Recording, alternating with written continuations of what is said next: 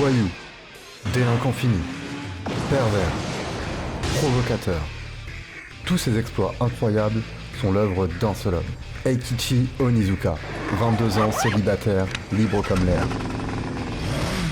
Et derrière ces apparences de loupard, de raté, Onizuka brille.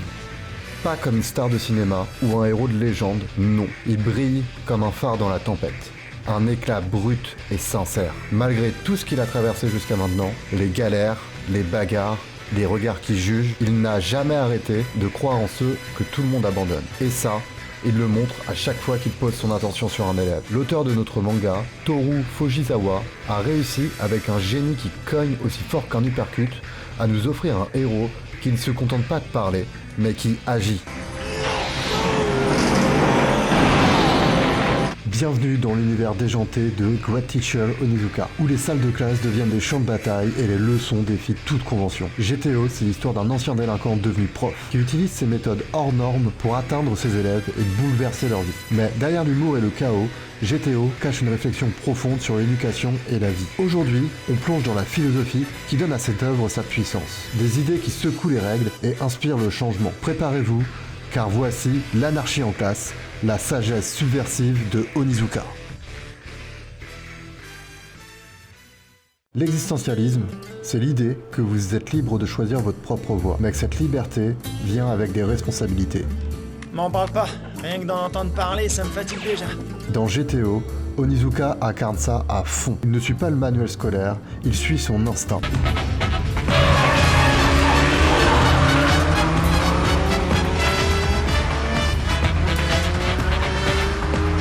Il leur montre que la vie, c'est de vivre des expériences, pas seulement avoir des bonnes notes. C'est ça l'existentialisme, faire des choix et en porter le poids.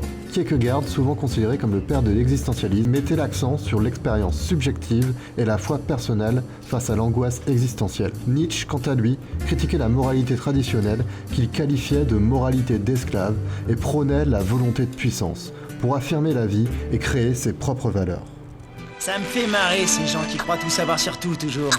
Et qui sont dans le fond des gens pétochards devant l'éternel des froussards. Ouais, des froussards qui ont même peur de vivre. Qu'est-ce qu'il disait ton bonhomme déjà sur le désir d'exister, hein?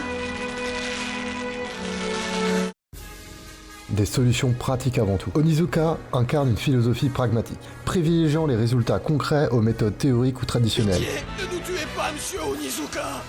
Il n'hésite pas à briser les règles, à utiliser l'humour ou même des moyens extrêmes pour résoudre les problèmes de ses élèves. Pour lui, ce qui compte, c'est ce qui fonctionne dans une situation donnée, pas ce qui est correct selon la norme. Lâchez-moi! Vous êtes malade, arrêtez! Ton père pourrait être le Premier ministre, ce serait la même chose. Face au harcèlement, il peut intervenir physiquement ou provoquer des situations inhabituelles pour faire comprendre aux coupables la gravité de leurs actes. Une approche efficace, bien que peu orthodoxe. Sa capacité à s'adapter à chaque élève en trouvant des solutions adaptées à leurs besoins spécifiques montre cette focalisation sur la pratique plutôt que sur le dogmatique. Le pragmatisme est une philosophie qui met l'accent sur l'action et les résultats concrets pour évaluer les idées. Née aux États-Unis à la fin du 19e, elle a été développée par des penseurs majeurs comme Charles Sanders Peirce, William James et John Dewey. Son idée centrale est que la vérité ou la valeur d'une idée ne repose pas sur des principes abstraits ou immuables, mais sur des compétences pratiques et son utilité dans la vie réelle. N'empêche que quand il faut agir, il n'hésite pas et il agit vite. C'est ça qu'on appelle un homme. Un homme sur qui compter. Le pragmatisme s'oppose à l'idée de vérité absolue ou éternelle, relative et évolutive. Elle dépend de l'expérience et des circonstances. Une idée est considérée comme vraie si elle fonctionne, c'est-à-dire si elle est produite par des résultats pratiques ou aide à résoudre des problèmes concrets. Rire pour réformer. GTO ne se contente pas de critiquer le système éducatif japonais, il le ridiculise. Ce système, avec sa rigidité, son obsession pour la conformité et ses tests standardisés, étouffe les élèves. Onizuka, lui, transforme une assemblée scolaire en concert de rock et se moque des examens inutiles. À travers ses pitreries, il hurle que l'éducation devrait servir les élèves, pas les briser. Une seconde chance pour tous. Onizuka, c'est un ex-voyou qui a changé de vie. Et il croit que tout le monde peut se racheter. Cette rédemption, il la partage avec ses élèves. Prenez Noboru, un ado au bord du suicide. Onizuka le sauve, pas avec des sermons, mais avec de la compréhension et du soutien. Est-ce que ça va, Yoshikawa? Hein? Dis, tu me réponds, est-ce que ça va? Réagis, je te demande si t'es en vie.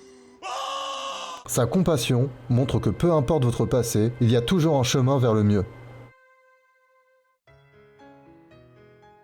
vivre l'instant. Le zen, c'est être pleinement dans le moment présent. Trouver la paix en soi. Onizuka n'a pas l'air d'un moine, mais ses leçons improvisées respirent cette idée. Quand il force ses élèves à écrire leurs rêves sur un mur ou à affronter leurs peurs en direct, il les pousse à regarder leur vie en face, ici et maintenant. C'est du zen brut, sans les chichis. Eh oui, je crois que j'ai compris. Vous voyez, c'est tout bête, il suffit de s'y mettre.